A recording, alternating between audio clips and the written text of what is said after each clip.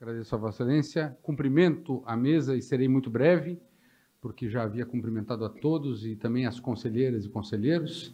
Eu me chamo Márcio Vicari, sou advogado em Florianópolis há 31 anos, somados a 4 anos como estagiário em escritório de advocacia. São 35 anos de trabalho em escritório de advocacia. À exceção dos dois últimos anos e meio, em que, por honrosa escolha do governador Jorginho Melo, eu fui o seu procurador-geral do Estado, desde o dia 1º de janeiro até o dia, como todos já sabem, 31 de julho de 2025. Nesses 31 anos de advocacia, eu me dediquei a várias atividades também correlatas à advocacia. Eu fui professor da Universidade Federal de Santa Catarina e tenho o privilégio de ter 2 ex-alunos que concorrem comigo nesse certame. Eu fui professor da Univale, na graduação, e do SESUSC. Fui professor de várias instituições de ensino superior em cursos de pós-graduação lato sensu, no estado todo. Fui também juiz do Tribunal Regional Eleitoral por 4 anos, representando naturalmente a nossa classe. Fui membro de 10 bancas de concurso da magistratura, sendo 4 delas no Tribunal Regional Federal da 4ª Região e 6 delas no Tribunal de Justiça de Santa Catarina. Eu compus inúmeros cargos e funções nessa casa, o que muito me orgulha. Comecei como membro da Comissão de Instrução de Processos Ético-Disciplinares, fui vice-diretor da ESA, Escola Superior de Advocacia, dela também fui diretor-geral por 9 anos, 3 mandatos. Fui presidente da Comissão de Estágio e Exame de Ordem, quando fazíamos o exame de ordem ainda aqui, foi na minha gestão que nós aderimos ao exame unificado, e naquele período eu fui coordenador nacional, vice-coordenador nacional do exame de ordem do Conselho Federal, fui coordenador geral das comissões e, como vice-presidente da seccional, presidi a 2ª turma e a 1ª Câmara Julgadora. Eu acredito que todas essas experiências de vida e profissionais me coloquem em uma condição de legitimado a pedir às eminentes conselheiras e aos eminentes conselheiros o voto para que eu represente esta casa mais uma vez, como tantas vezes fiz, e represente a advocacia no Egrégio Tribunal de Justiça de Santa Catarina. A participação nossa nos tribunais é de grande importância. Eu vivi isso como juiz do Tribunal Eleitoral e entrego a todos o meu compromisso de renovar todos os atos que pratiquei nessa condição, se assim for guindado. Agradeço a Vossas Excelências pela atenção muito honrosa que me deram. Muito obrigado.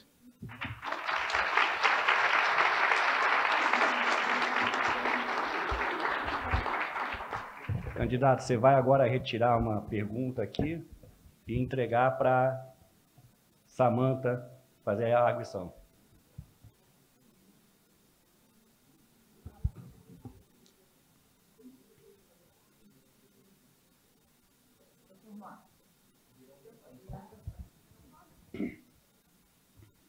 Doutor Márcio, qual a sua opinião sobre o uso de inteligência artificial no processamento de demandas e decisões judiciais? Senhoras e senhores conselheiros, nós não podemos ser infensos à modernidade e à tecnologia, senão nós estaríamos fazendo petições à mão ou em máquinas de escrever. Não é possível ser contra o que é uma tendência da humanidade. Porém, eu acredito profundamente que o senso de justiça é algo humano, que é algo que não pode ser delegado por mais sofisticada que seja a máquina ou o sistema. E por isso eu acredito profundamente, não sem algum temor, obviamente, porque a gente não conhece o futuro, que nós somos insubstituíveis para fazer justiça. Não há o que ou quem possa substituir um ser humano no sentimento de proporcionalidade, de justiça e de adequação. Por isso que eu respondo a pergunta dizendo que a inteligência artificial, para mim, como é o processo civil, ensinei isso durante décadas, é uma ferramenta, mas como ferramenta ela não age por si própria. Ela precisa ser manejada com inteligência, com conhecimento e com ética. A inteligência artificial vai nos ajudar a fazer justiça, mas ela não vai nos substituir. Uma próxima pergunta.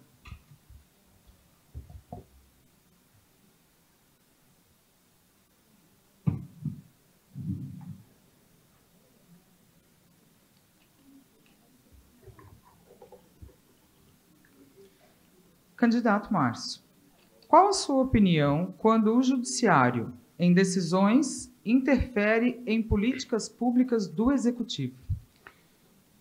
Eu tinha uma visão a respeito desse assunto que foi potencializada nos 2 anos e 7 meses em que eu fui Procurador-Geral do Estado. Eu sempre tive a impressão de que o Judiciário tem que exercer aquilo que a doutrina constitucionalista chama de autocontenção.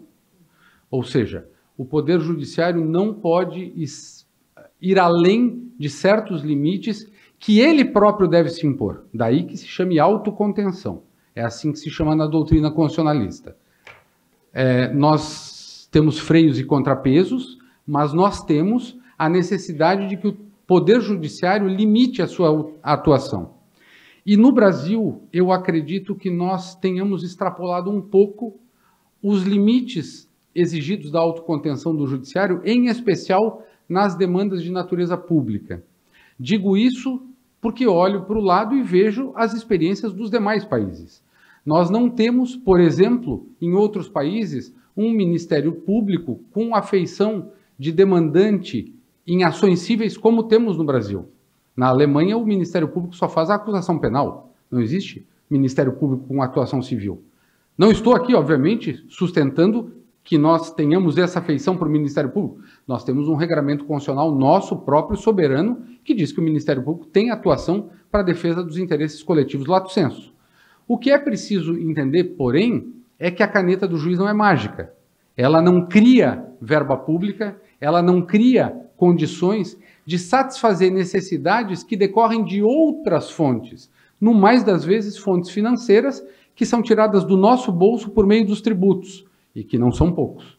Então, essa compatibilização das políticas públicas com aquilo que é direito gravado numa lei ou num texto de lei, ou mesmo no texto da Constituição, precisa sempre estar em consideração, não subordinado, mas em consideração com a reserva do possível, que o Supremo Tribunal Federal sempre destaca, mas não só isso, também com o fato de que o Judiciário tem um compromisso importante de velar pelos direitos sem inviabilizar as administrações públicas. Candidato quer mais uma pergunta? Satisfeito? Quero mais uma pergunta. Mais uma? Só uma sugestão. Eu prometo que é a última, presidente. Candidato Márcio, como você vê a interceptação telefônica de advogados e de escritórios de advocacia à luz das nossas prerrogativas profissionais? É um pouco surpreendente que no século XXI nós ainda confundamos, às vezes, eu digo nós, a sociedade, a figura do advogado com a figura do seu cliente, do seu constituinte. Eu digo que é surpreendente porque nós já devíamos ter passado dessa etapa. Isso é uma coisa antiquada, medieval, que de Beccaria para cá no processo penal nós já sabemos que não pode ser assim. É verdade que as comunicações, em geral, hoje são preponderantemente por meio telemático, por telefone, celular, por internet, a gente sabe disso, e não se combaterá o crime se não se tiver meios de averiguar nesses instrumentos, nessas ferramentas, o que se pode ou não obter de dados. Mas os advogados, eles são intocáveis nisso, porque eles têm uma outra função. Eles não estão aí com as suas comunicações abertas para garantir a tutela da lei penal. Esse é um problema do Estado.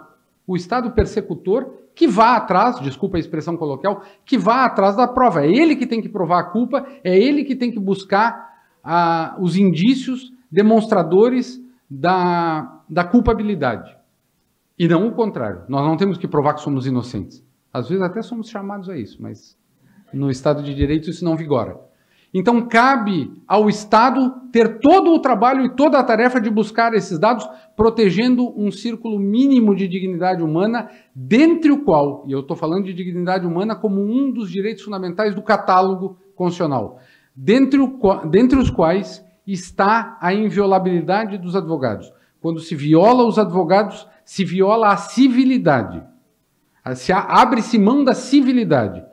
E eu acredito que em pleno século XXI nós tenhamos de ser, no mínimo, civilizados. Então, eu não admito qualquer tipo de violação às prerrogativas do advogado, em especial aquelas que dizem respeito à sua comunicação com seus clientes. No crime ou no cível, não importa. A comunicação entre os advogados e os clientes, mesmo para os leigos e para os não crentes, é algo sagrado. E eu agradeço, senhor presidente, pela oportunidade que tive, assim como a atenção muito honrosa que recebi de todos. Muito obrigado.